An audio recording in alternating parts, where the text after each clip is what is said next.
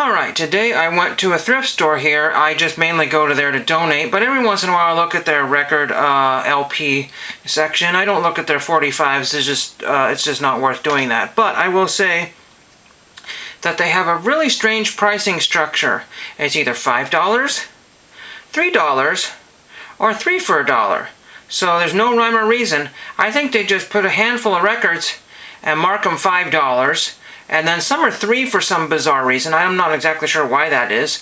And the rest of them are 3 for $1. So I'm doing a different setup. I'm having camera issues here, but I'm going to try to do the best I can as a slideshow here. I also had iPhone issues. You know how when you think you're taking a picture, it does like a 2.5-second video, or it does like a random picture of something else, or it just completely blurry. Usually when you think you're taking 50 pictures, you only ended up taking about 5 or 10. So we'll do the best we can with these particular ones. The first record here is this. The Sweetest Voice This Side of Heaven, Christy Lane. I didn't get the whole thing here. I'm not exactly sure why. I thought I had it in focus here, in frame, but I sure didn't. Now this one, unfortunately, is a $5 album. I'm like, heart-touching songs. I'm like, $5. I'm trying to think of who is your market and target audience. I know it might be maybe on one of the worst or most boring record covers of all time. In fact, I do have a recommendation to go and type in the 100 worst record covers of all time. I found some of the Goodwill bins, but I didn't pick them up. That's not my goal. I didn't buy any of these records. The next record here is The Best of Bread. Now, as much as some people really love Bread, I couldn't tell you or name one of their songs, but this too was $5. And just to prove it, I zoomed in on it and I showed you the $5 price tag. Now, these are not previous stores' price tags. This is this particular store's pricing structure. So I don't really understand this one here. Some of them are just too embarrassing to show you the entire cover here. So that's why I showed you this one, the Bay City Rollers. I think it's Fame maybe, or I don't know, Game. I don't know what the, maybe it was Lame. Maybe it was Lame. But it was lame because it was $5. Now, nothing against the City Rollers, and actually they had a pretty good song with Saturday Night, but unfortunately, they're not $5 cool. Some people might, and if this was in super mint condition, I would probably have second thought about grabbing this for $5. But because there was a whole bunch of ringware on it, no. The next one here is just, I have absolutely no clue. I took a picture while I was moving records or something. I don't really understand what that was all about. The next one here is another $5 album. It's Barry Manilow.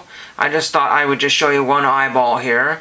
It was also $5. I think I just meant this one's for you. Well, not for $5 it isn't. But unfortunately, it's only 1.7 seconds clip here, so I'll try to figure out how to show you that a little longer. Maybe I'll do a screen capture of that one.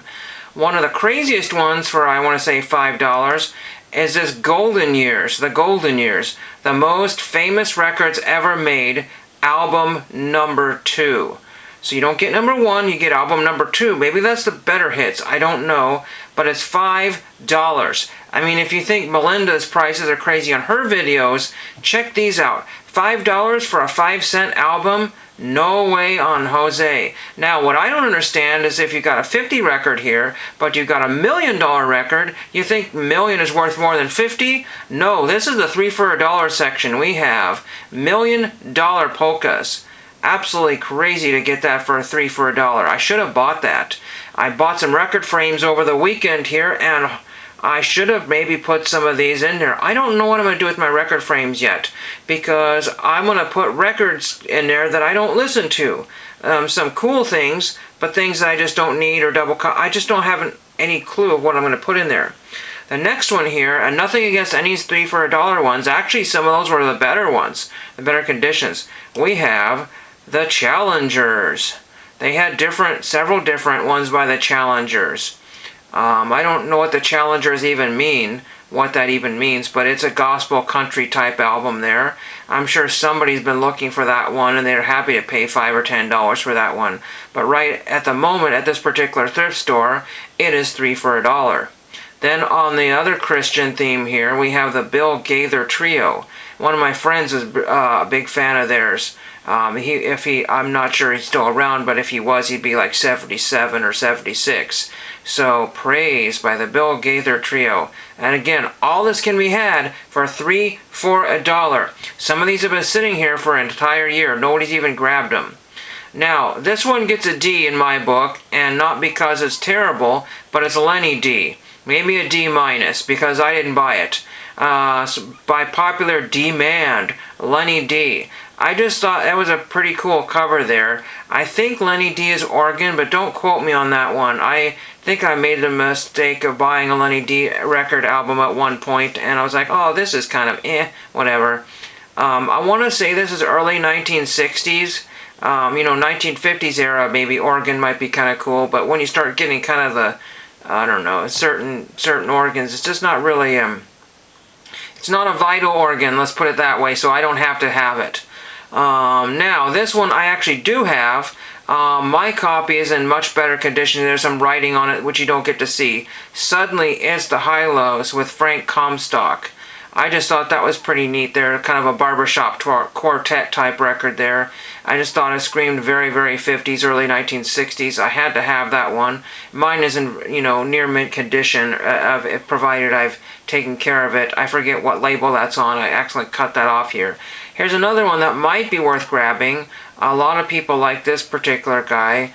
Or the group, the Three Sons. One of my friends told me about the Three Sons, and some of it's actually pretty good. But again, in limited doses. I mean, if you have a swanky bachelor pad, maybe the Three Sons might be a little better than the High-Lows. The High-Lows maybe would scare somebody away, and the Three Sons is a little bit better. Then this one here is the final record we're going to end up with here, and this is the Mancini Touch. Not one of Henry Mancini's more memorable covers there. I don't see this one very often. I can't remember if there was some mold or some damage to the bottom here.